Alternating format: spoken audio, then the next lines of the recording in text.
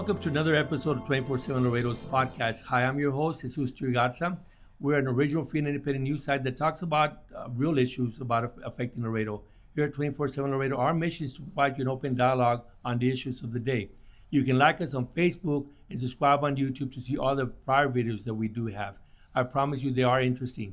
If you'd like to participate as a guest or you are a candidate, in fact, feel free to contact us. However, we don't talk conspiracy theories, we don't talk about hate, we don't talk about personal attacks.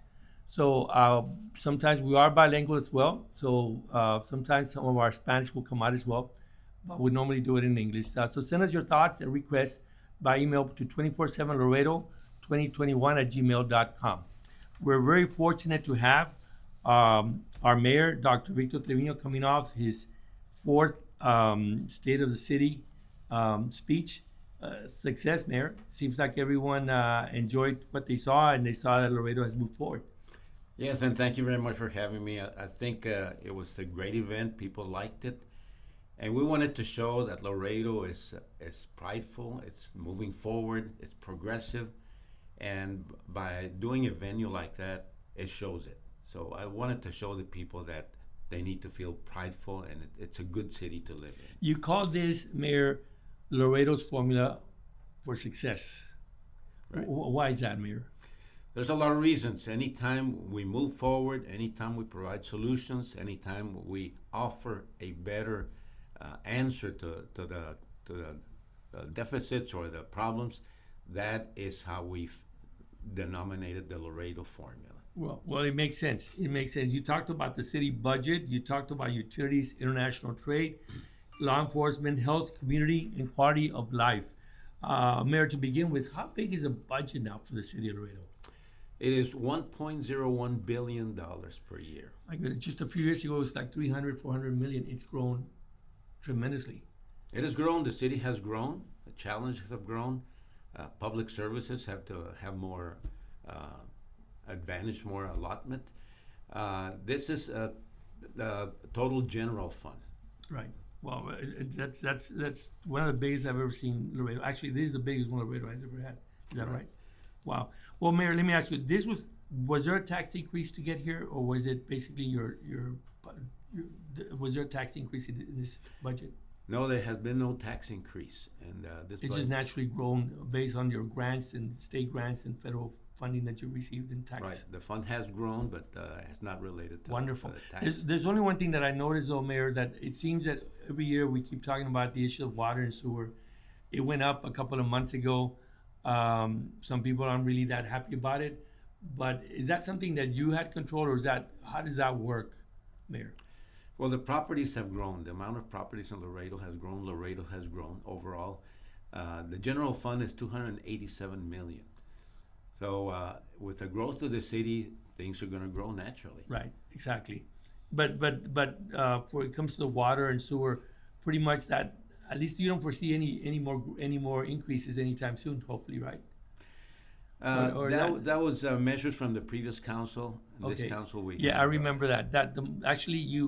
That was approved by the previous council to increase it, and I'm hopeful that it's not going to continue because some of the senior citizens have a difficulty paying for that. Having said that, putting that aside for a second, the other issue that came up with our discussion with some people were people that we talked to concerning the fact that we're going to come in, is that people sometimes believes that city budgets are bloated with salary increases and too many employees. In your experience, you worked with the city for many years. Is that really the situation, or is it just a natural increase of population? There are studies that inform us on what is the rate, what's going on. It's a Siegel study. Okay. So we have to look at that and make sure that we're compatible with that. The city's growing, the amount of employees are growing, everything is growing. But just to make sure that we're on the right page, we need to hire more talent because the complexity of the city is also involved. Exactly. And then I've noticed also, of course, when law enforcement comes in, law enforcement goes where the bigger salaries are at, those officers. So, and sometimes we have to compete, and we just can't compete with some of them, I take it. And the retention is very important. We have to, like you say, compete, but we have to provide adequate salaries so we can retain those law enforcement officers. I also on a different topic, Mayor, the issue of the utilities. About a year and a half ago, there was a big outcry concerning the mess with the water, and I had a chance to talk to to the people around you, and I said, why is the mayor taking the responsibility of taking care of all this water situation? He didn't create it because this is the type of mayor he is. So could you explain to the public? You said yesterday you were very happy there hadn't been a water boil notice and you didn't foresee any coming up. Could you explain to the public exactly the water issue? We inherited these challenges, and the mayor is the voice of the city. And I take it upon that to give the public information of what the situations are. And that is the reason why I was the one announcing that. It is something that the people need to seek for leadership and seek whoever is the voice of the city. How much money has the city spent or is spending on replacing the water lines? And how much money is expected to be spent when you're done with getting rid of especially the old lines? Well, that is a big challenge because we've replaced about 40,000 feet of pipes. A lot of old structures have been replaced. The water tanks, the lines have been rebuilt. We have over 50% over 59 years that have been replaced. Right. And in fact, there hasn't been much replacement in the last 40, 50 years, I take it. Yeah, there hadn't been much replacement. Wow. Well, hopefully hopefully we can resolve that issue soon enough, and we're not going to have any more water boils notices anytime soon. Do you believe that, there is a water master plan that you're following, is that right? Or Yes, it is, and it depends on what zones need to be looked at first. right. It seemed that the water lines, for the most part, were in the old part of Laredo, the old Mercy Hospital area.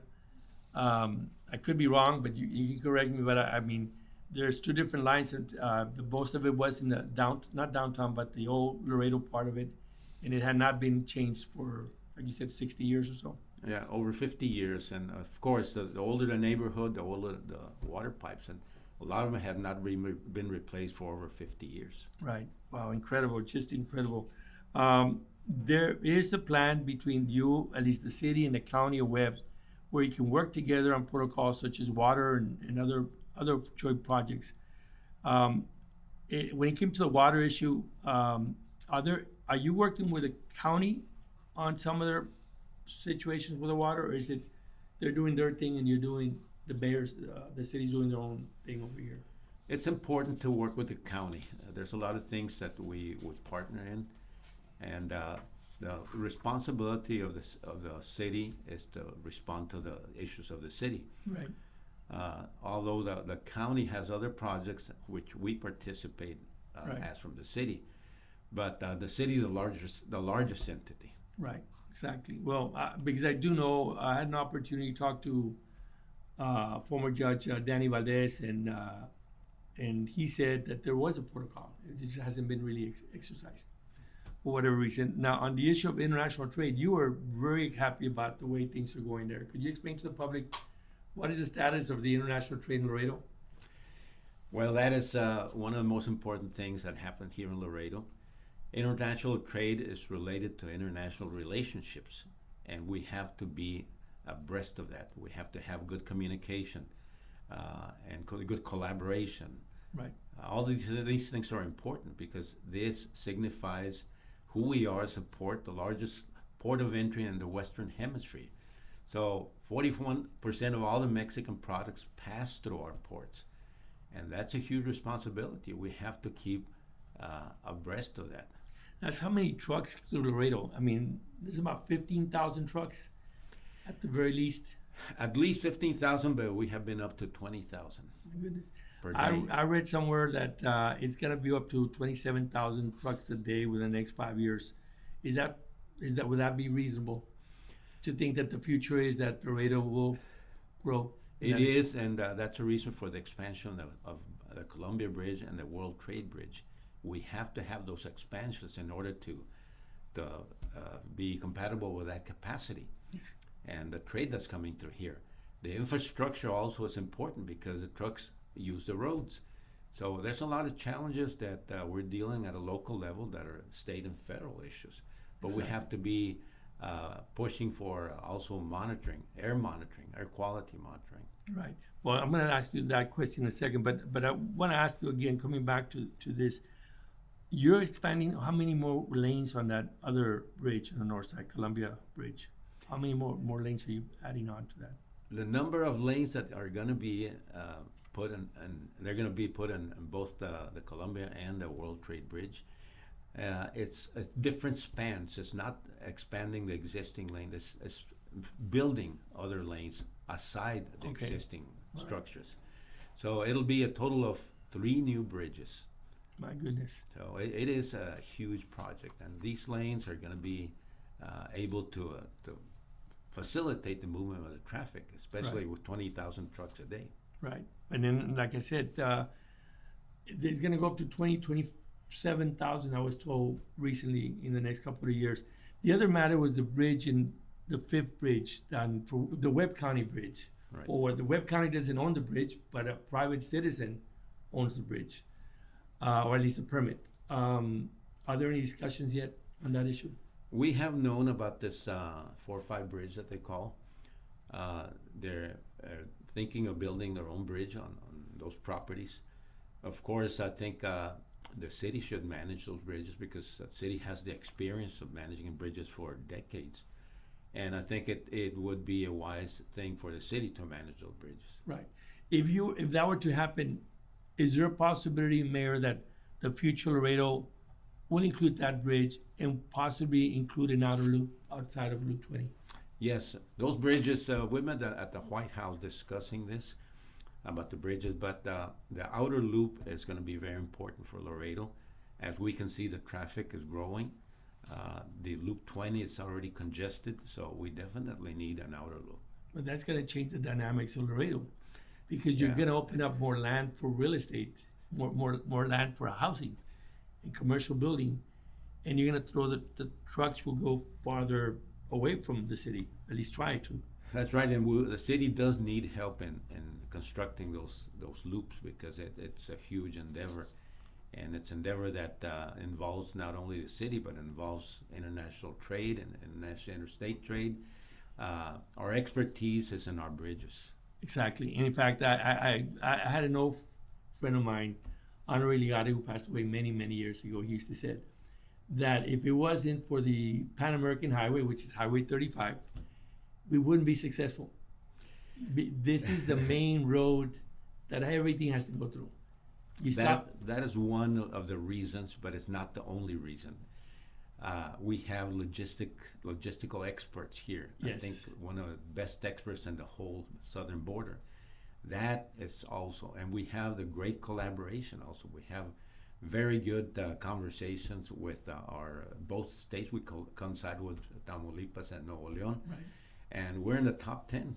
So Incredible. that has a lot to do with it. Yeah, and not only that, the warehousing business, Mayor, does the city intend, is the city by design creating areas for warehousing outside the city? Is that what they're doing? They're trying to push some of the warehousing outside?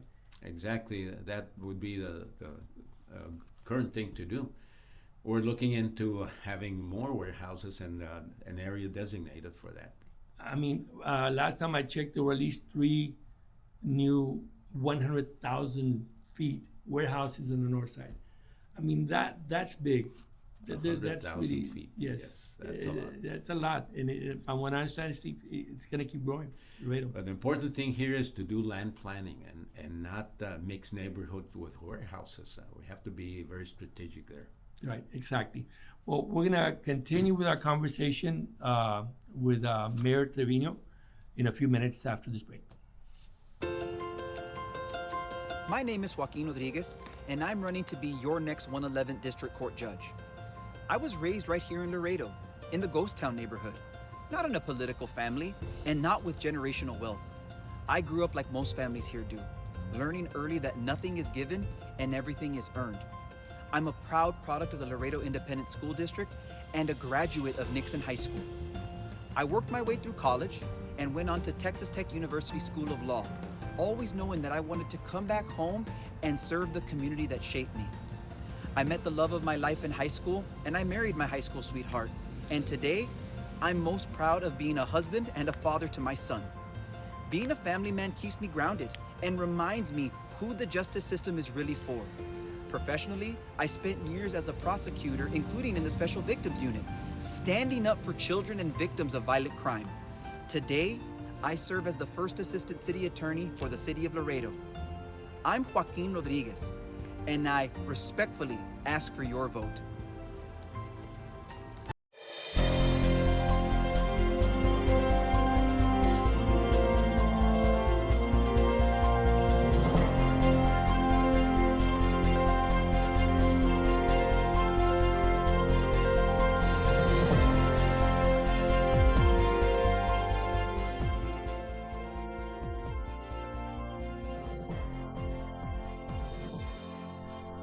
Welcome back to the show. We have our own Mayor, Dr.Victor Trevino, here to talk about his big speech he gave recently on the state of the city of Laredo. It seemed, for the most part, it was a very well accepted speech by the public. There was one issue that you did talk about, Mayor, and that's the issue of the state of our health in our community. You brought up several topics, particularly you started with the talk about providing air testing, quality air testing for our community. Could you tell us a little bit more about that, Mayor? Yes, we do have some air quality monitors, and these are important to detect the quality of emissions, especially. That is important to our city. That's important to our health. So the air quality monitoring is a tool we use to determine how people are surviving well. We are the number one trade area in the country. Affordability is important, but our health is more important than any business. So we have to also focus on health. Yes. In fact, there was, about a couple of months ago, there was discussion about putting those air testing monitors next to the bridge for the most part. And well, I know that's important, but I'd like to know how the air is in South Laredo, in East Laredo, north side, and the level of air quality that we have. Is that something that you're heading towards? Yes, I think our neighborhoods are important because that's where people live. And if you put monitors on the bridge, well, we know they're going to be high. Put it next to an exhaust. Exactly. So it is important for our neighborhoods to be aware of what their air quality is. Exactly. So I'm hopeful that issue can be increased. Now, you also mentioned the issue of water quality. Again, I mentioned the issue of the boil water. You're pretty confident that we may not have any time, at least the next year or two or so or more, boil water notices, I would imagine. That's what we're striving for. With the replacement of the pipes, it'll alleviate most of the problem. But we still have challenges, and we're making changes. The two water plants are now connected, the Pico and the Jefferson water plant. Okay. Because when one plant went down, half of the city would go down. And it just happens to be South Laredo. Now, And that was always the big argument. I live in Central Laredo, so we didn't have water for a good while with the people on the north side, and there, the old story about the well-to-do do better than the rest of us. Now they're going to be connected. Good. And this will alleviate that problem. Definitely. Now, you also had, during this period of time, you found a lot of illegal tappings. Yes. What happened after all? Well, that was one of the reasons that water could get contaminated. Some people are building houses and they tap into the water system without having a meter, or people just do it without having a meter. And that's illegal, of course. The citizens were tapping into that and also even dumping oil into their sewer. And that is not quality of water. No, it's not. It shouldn't be like that. No, definitely. The issue of water for Nuevo Laredo is a different story. It has nothing to do with the water in Laredo. Is that correct? Exactly. It's the same river, but the treatment is different. And so I just want to mention that's a totally different ballgame there. Now, you also mentioned, and you made it a point to discuss about medically unserved communities like Laredo. What did you mean by that, Mayor?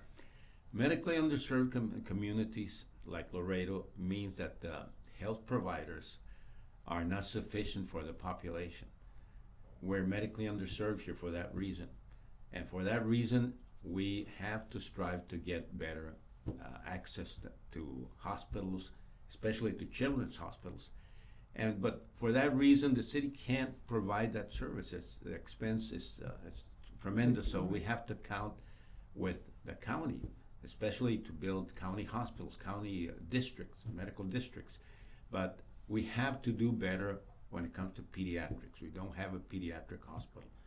So that has been brought up by me, that we need to have pediatric hospitals present for a community our size. Yes, there's a lot of people who unfortunately may have that issue within their families, and they're having to take the children out of town, to Corpus Christi especially, to take care of their kids. However, Mayor, when you go back again to the issue of medically undeserved, are you talking about the fact that we're still understaffed with doctors, that we still need more doctors and nurses? Yes, we about a third of the doctors present here that have to be in this community. We're only a third of the doctors. We're almost the last in the country for medical providers for a community our size. And for a city that's the most important port of entry in the United States, it's not compatible. What needs to happen, Mayor, to attract people to Laredo, doctors, nurses, and so on, or the health companies? Well, in the first place, doctors come to where there's facilities where they can admit patients. But we need to improve a quality of life also. We need to have more amenities, more places to go, more restaurants, more things when people can enjoy a quality of life. And that we're striving for. Well, where does the county come in with that? The county provides the hospital districts. Right.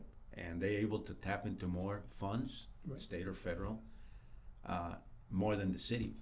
So Is there room there where the county and the city can collaborate in the future? exactly, that would be a collaboration between the city and the county, because And city that would people- also include the issue of possibly a pediatric hospital, or talking to Mercy Laredo Medical Center or Doctor's Hospital, including a wing or something. I mean, I just don't understand. It hasn't happened, but Yes, because we need to have collaboration first, but that collaboration is needed to have these type of hospitals. Like other big cities have county medical hospitals, we need that service here. It's about leadership. It's about saying it and making people aware of the need. right. Well, I'm hopeful that the next county judge and new commissioners court can take their place and be a little bit more responsible, or at least more involved, better yet, not responsible, more involved with the issue of establishing a new county hospital or something. Because we certainly need it, and like you said, if we don't have a hospital, we don't have doctors, we don't have nurses, and we need to create the circumstances around it to create a community to bring these people down here. Exactly. So, But right now we're talking about this, and we need to get them committed. yeah, exactly. So there's a couple of more topics I could talk about. One is the issue of Alzheimer's and dementia. Mayor, I don't need to tell you how bad it is in Laredo. You know all that already. Yes. What is the problem with Laredo? Or South Texas, by the way, not only Laredo, when it comes to Alzheimer's and dementia? We're in one of the highest in the country, and people ask why. There's many factors: nutrition, quality of life, ability to seek medical services, some genetics maybe. Healthy lifestyles are at the bottom of this. If you don't have a healthy lifestyle when it comes to nutrition or quality of life or being happy, that also contributes. Prevention is very important. So people don't take that into consideration until it's too late. So education has something to do with that also. Is that something that the school districts should start working more on it, or is that something that as a whole, I know the city has a Buena Salud program or has some type of at the health department has a plan. Mm-hmm. What needs to be done? Well, awareness through public health services, public health department needs to put out information, put out videos, put out awareness of this, and make a better effort as to teaching people to prevent Alzheimer's. And a lot of things are preventable. If the ones we talked about can be prevented. So I think we could do better than public health awareness. So it's not necessarily our culture per se, is it, or is it our, like you said, is it genetic, or is it a combination of environmental and genetic and cultural issues? It's a combination, but one of the things that we can do is put more funds into public health. Okay. Well, I think I'm going to leave it there, but I think what you might be suggesting that the county should step up and work with the city and hopefully find some solutions to improve our this, because there's too many people who have Alzheimer's in this community gracias a Dios, being taken care of by their own families, but there should be a hospital or more nursing homes or more memory centers or more prevention programs to try to lower those numbers, or at least make it easier on these Right. people. And public health only represents about 1% of the budget. So we need to put more funds. 1% of 1% the city, of the city's budget. my God. And then they're not taking care of dogs and cats. That's another one. Mayor, with all due respect, I think that you may want to, somebody else should take care of that. But I'll leave it up to you guys. You guys know better than I do about those issues. So there's room for the county to get involved. They Exactly. just need to just get in there and get it done. Of course, just a few days ago, the city cut a ribbon for the Buena Vista, I believe. Sports park. Yeah, Sports Pond Complex. Tell us a little bit about that. And you were really happy about that at the speech. We are. This is a multi-purpose sport complex. Very important. The quality of life is one of the greatest investment we can do here. And I think South Laredo needed an improvement of quality of life. This is going to be an improvement. There's going to be restaurants, hotels, more jobs, and the ability of more people coming into Laredo and playing on those fields. Tournaments. How many fields, baseball fields, are there? I believe there were 4. There's several of them, but this Okay. is one of the largest investment. This Right. is up to This 10 is fields. right. And 10 then you had fields. a whole bunch of tennis courts, I believe, or I don't know if you had tennis courts, or which is baseball. It was just baseball fields. Yeah, that's baseball and soccer. Baseball and soccer, excuse me. And this is the biggest investment that the city has put in so It's far. one of the biggest investment the city has done. That exactly needs to be done, replicated in East Laredo and North Laredo. That would be very beneficial. Yeah, well, let's just hope those public officials who, again, there's a big reserve of money there in the city of Laredo. I'm sure they can make some money available for the Parks and Recreation Department, hopefully to increase that as well. This, again, we're talking about the quality of life. What other good things are happening in Laredo as it relates to quality of life? One was the sports, and you brought in the UISD kids to talk about that. What else is going on? The core functions, we have to look at parks. There's 100 parks that the city has. We have to invest in our youth so they can have a good quality of life going to the parks. But the core functions of the city, which is infrastructure, police, and quality of life, convention center is also something we need to have here. Because Laredo is a hub for international trade, we need a good convention center for that. Yes, you're right. There were other issues that may have not been discussed. One was the traffic. One was Loop 20 and how now they're finally increasing that. And what you mentioned earlier was the possibility of an outer loop, maybe a new bridge down in South Laredo, which would then increase the usage in Webb County, more housing. And another thing, last time I checked the numbers, we're about 3,000 homes less than what we need. We need more housing in Laredo. We don't have enough housing because there's no big tracts of land, so to speak. I do not know that for a fact, but I know that we're short. We have a housing problem here in Laredo. Yes, we do, and that's one of the things we need to look at. The community is growing, Laredo's growing, and we have to keep up to par with the development. A lot of new houses are being built in South Laredo. We They're did beautiful homes, by the way. yes, Yeah, yes. they don't look like the original South Laredo homes. They're really expansive looking, beautiful trees, beautiful yards. It's just completely, it's transformed South Laredo. Yes, and we today we inaugurated some tiny houses that the city Right. built. Yes, I saw that. These are affordable housing for low-income people, so that will help a little bit. No, hopefully so. One last point that I'd like to talk to you about is the issue of law enforcement in our community.